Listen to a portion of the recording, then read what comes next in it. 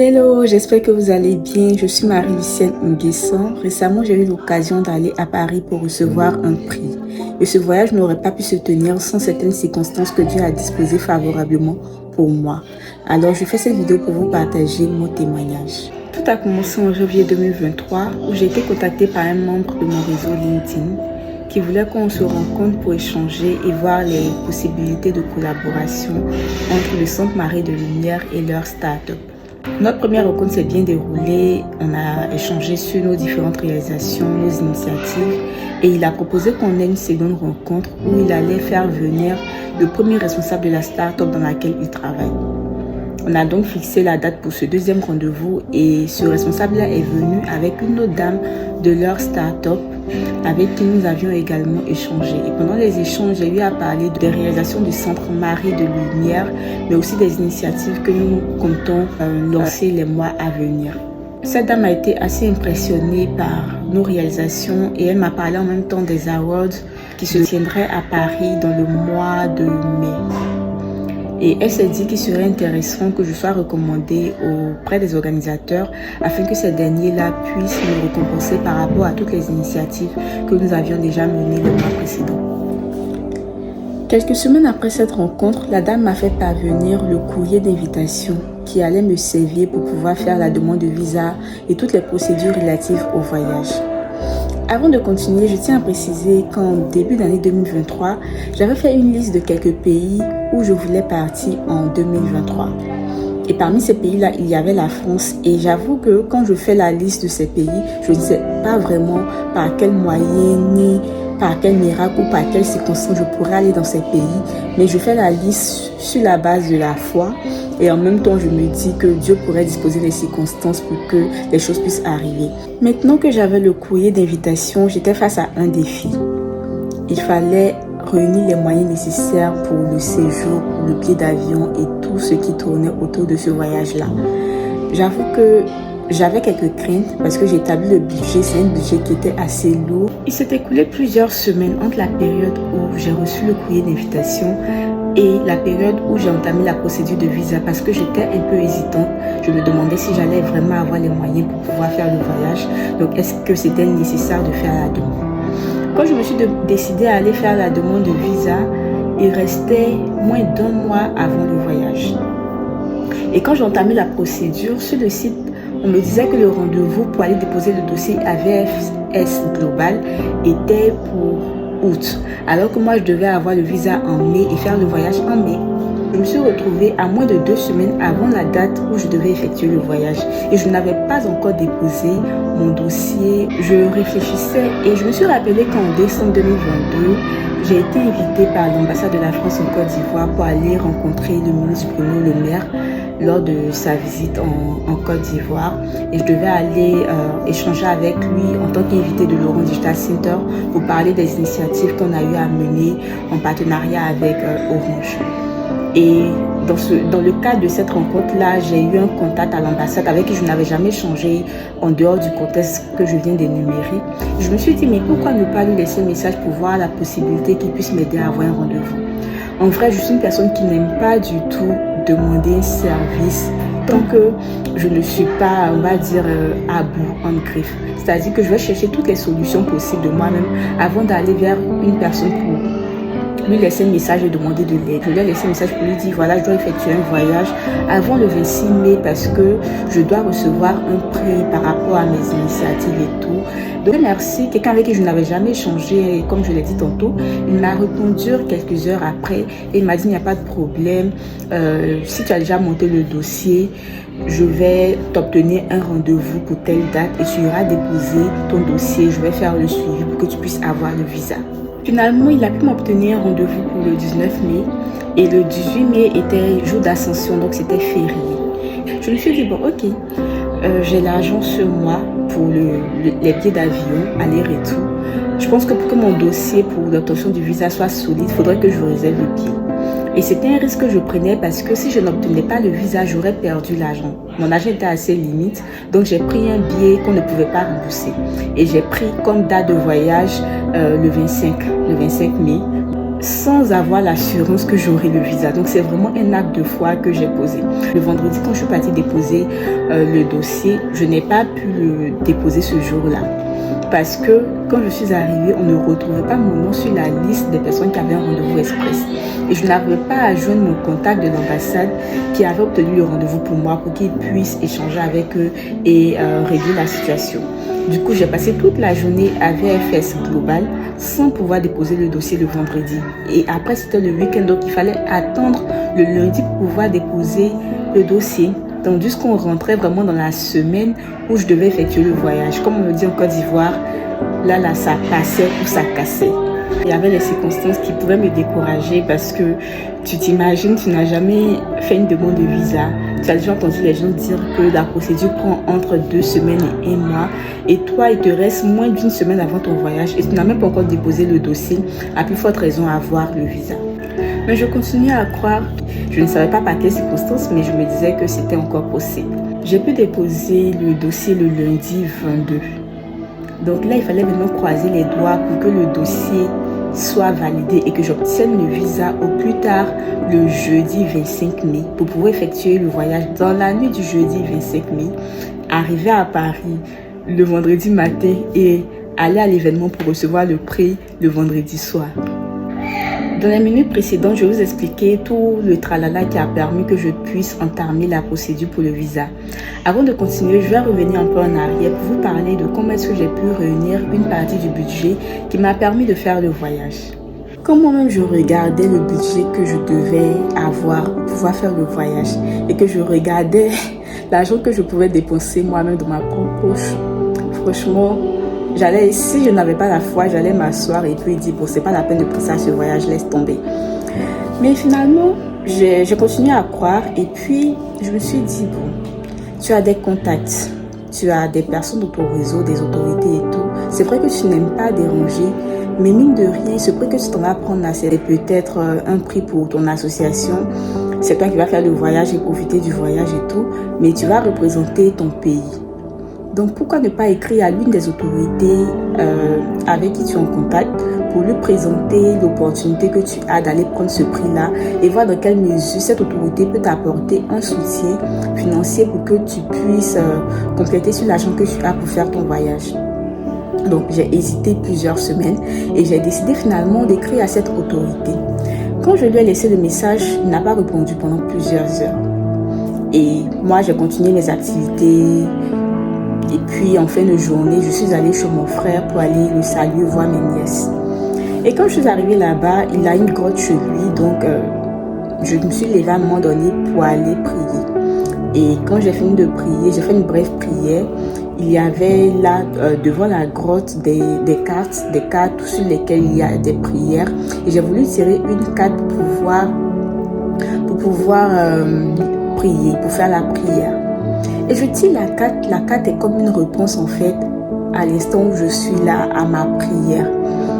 Donc quand je finis de prier, je retourne au salon et je décide d'envoyer un autre message à cette autorité-là pour lui demander un rendez-vous. Parce que le premier message que j'avais envoyé, c'était un message qui expliquait le prix et pourquoi est-ce qu'on décidait de me donner ce prix-là et tout. Donc j'ai décidé de lui envoyer un autre message où j'allais dire que s'il le souhaite, je veux avoir un rendez-vous avec lui, où j'allais lui parler de vive voix de ce voyage-là et de toutes les opportunités que je pouvais avoir derrière. Je lui envoie le message et quelqu'un qui ne m'avait pas répondu depuis plusieurs heures, il répond les minutes qui suivent à mon message, me donne un rendez-vous systématiquement, viens à mon bureau à telle date, à telle heure. Là, je me rends compte en fait de comment est-ce que Dieu est dans la simplicité, c'est-à-dire il ne s'agit pas forcément de faire de longues prières, mais des prières simples qui touchent le cœur de Dieu. Et en même temps, durant cette procédure-là, pendant que je m'inquiétais pour comment j'allais avoir l'argent et tout pour le visa, il y a une voix, sinon je dirais mon ange gardien, sinon le Saint-Esprit, qui m'a manqué, qui me dit, mais Marie-Lucienne, jusqu'en 2020, tu ne connaissais pas la route de l'aéroport, mais de 2021 à 2023, tu as déjà visité plus de 5 pays. Et pour tous ces voyages-là, tu n'as jamais payé avec ton propre argent un billet d'avion, ni pris ton propre argent pour faire une procédure de visa. Donc pourquoi est-ce que tu t'inquiètes pour ce voyage-là? Si c'est la volonté de Dieu, tu vas l'effectuer. Et quand j'ai entendu cette voix me parler de cette manière, ça m'a rassurée davantage. J'ai continué à croire que ce voyage allait avoir lieu. Et dans la période, à chaque fois que je partais faire la messe ou que je tirais un pain de vie, les messages me parlaient, me fortifiaient. Et j'ai remarqué qu'à chaque étape de ma vie, la plupart du temps, lorsque je suis face à de tels défis, il y a toujours des manières subtiles que Dieu utilise pour pouvoir me parler, me fortifier. Et je vous assure que ces périodes-là me donnent de continuer à espérer même quand il y a des difficultés. Et puis, dans la suite, il y a eu tout ce que je vous ai raconté concernant le visa. Et donc, on était là dans la dernière semaine où je devais effectuer le voyage. Le mardi passe. Je n'ai pas encore de réponse pour les visas. Bon, c'était évident parce que j'ai déposé le dossier le lundi après-midi. Donc, on ne pouvait pas m'appeler. C'était pas évident qu'on m'appelle, en tout cas le mardi.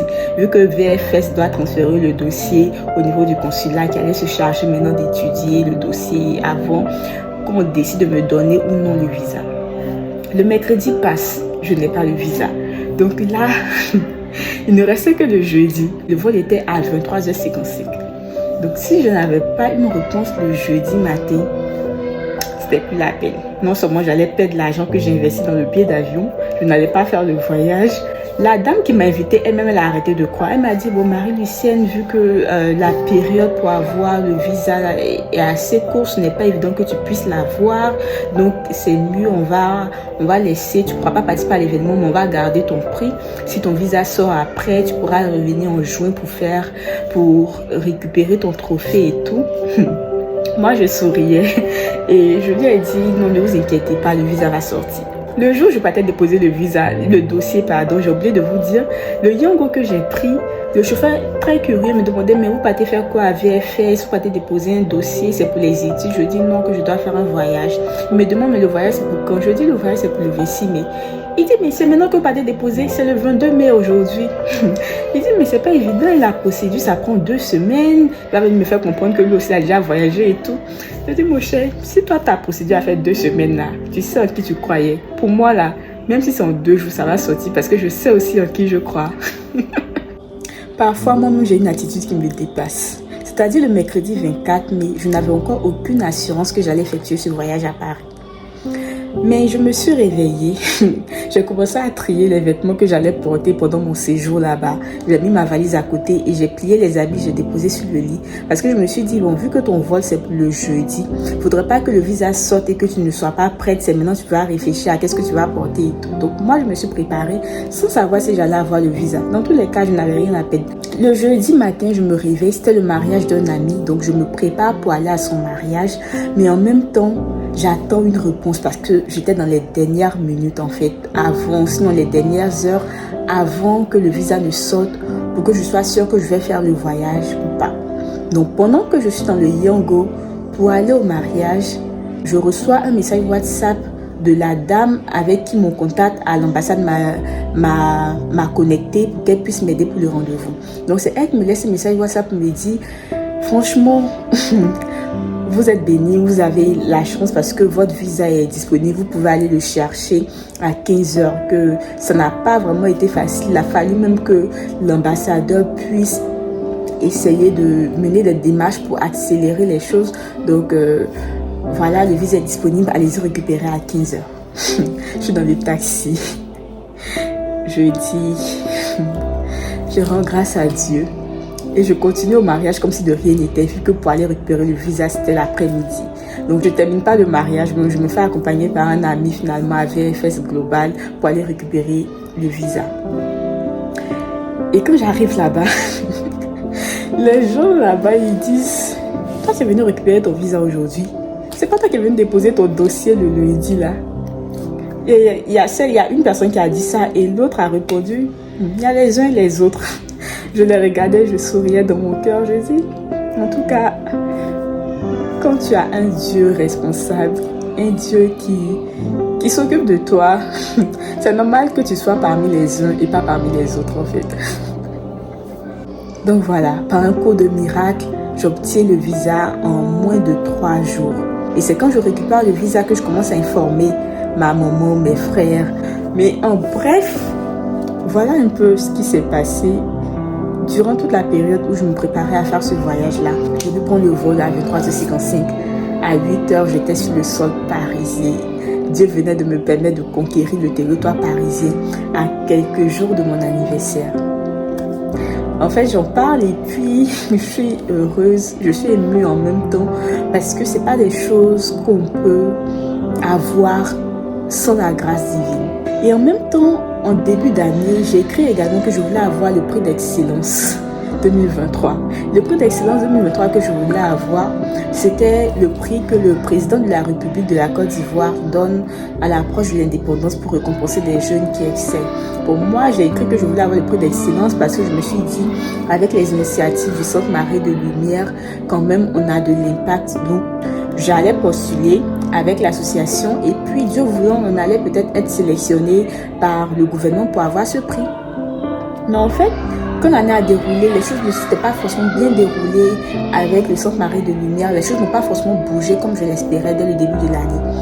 Mais cela ne m'a pas empêché de continuer à croire que j'aurais ce prix d'excellence-là. Mais en fait, je ne savais pas que Dieu avait prévu un autre prix d'excellence pour moi, que j'allais avoir, pas en Côte d'Ivoire, mais en France, c'est-à-dire un prix international. Et le prix que j'ai obtenu à Paris, c'est le prix d'excellence de la formation professionnelle dans les technologies. Je n'ai pas eu le prix d'excellence de Côte d'Ivoire pour 2023, mais Dieu a permis un autre prix d'excellence et je sais qu'il dispose encore d'autres opportunités pour moi, d'autres prix en Côte d'Ivoire et même ailleurs. Et encore une autre chose, en fin d'année 2022, j'étais assez épuisée par les récompenses où, avant d'obtenir, on demandait aux gens de voter. Donc, l'année dernière, en 2022, j'ai été nominée dans énormément de choses. J'ai eu le prix de l'influenceur tech de l'année au Pulse Influencer Awards, mais j'ai été aussi nominée dans plusieurs autres catégories de plusieurs autres événements. C'est seulement pour Pulse que j'ai demandé à des gens de voter pour moi. Et même là encore, je n'étais pas très motivée. Ma maman était là pour me motiver, pour dire aux gens de voter, pour encourager mon entourage. Mais pour les autres awards, j'en ai quasiment pas parlé. Il y avait des awards que je devais avoir au Ghana, mais qui nécessitaient aussi des votes. Mais j'étais épuisée à un moment donné. Donc je me suis dit, franchement, pour 2023, je ne veux pas avoir un prix sur la base des votes. Je me suis dit qu'en fait, par la grâce de Dieu, on a déjà mis en place des initiatives qui ont de l'impact. Et si je dois avoir un prix, que ce soit en fonction de ces initiatives-là et que je n'ai pas encore à demander aux gens de voter pour moi parce que c'était épuisant pour moi. Je ne dis pas que c'est mauvais quand les gens organisent leurs awards et qui demandent aux gens de voter parce qu'ils ont une stratégie marketing derrière, je les comprends et c'est tout à fait normal. Mais pour moi, personnellement, j'avais décidé de ne plus m'engager dans de telles compétitions qui m'épuisaient, qui me prenaient assez d'énergie, en plus de l'énergie que je déboussais pour réaliser mes projets.